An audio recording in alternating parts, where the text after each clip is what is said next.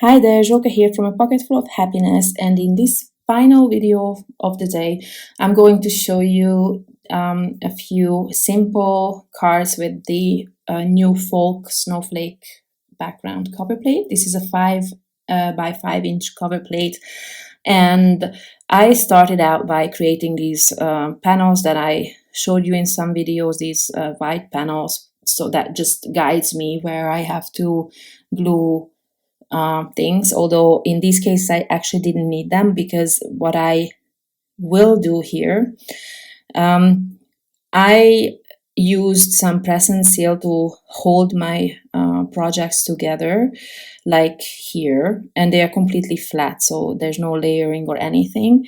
And I just used some double-sided adhesive on a white cardstock panel that I then added to my to the back. So basically, I did not need the normal white die-cut panel that I normally use to help guide me with the design.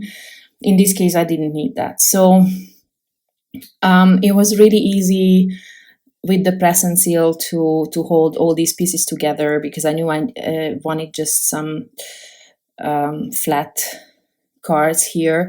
Now what I'm showing is that, however, it removed a little bit of the I don't know, the texture of the card, or just not even a layer, but just it became a bit fluffy or fuzzy. Now this I noticed as I was working on my next card, that I managed to die cut this from a paper that was cut, and it bugged me. So I die cut it again, and maybe I really didn't need to do this, but anyway, I am now going to add some double-sided adhesive to this card front, and I will add the new die cut on top of this, so I don't need to do major work, like new card base, new whatever. This way it's going to be a bit too thick for sure, front heavy probably, but at least I saved this panel. Probably I shouldn't even have bothered, but I am so detail oriented that these kind of things just don't let me sleep.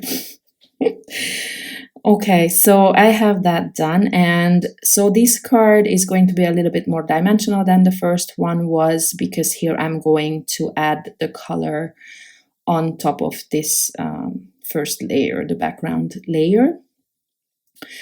And yes, for this I will glue down every single small piece one by one, because this really is, you can see on the press and seal that they are not arranged in any which way. I mean, not in they are not aligned or anything. They are just kind of held together on that piece of press and seal, so that I don't lose the pieces, or I don't mix them together with the other, because I'm making 4 cards here.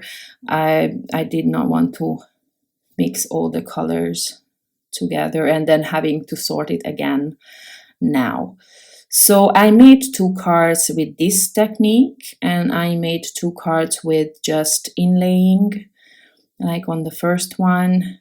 Obviously that one is the quicker one, and eventually I'm just going to add sentiment, because they are, I don't know, again, I can only repeat myself, I don't like to cover backgrounds like this, not just because they took some time. I mean, it's not a lot of time really, but it's something that I think should be the main focus here.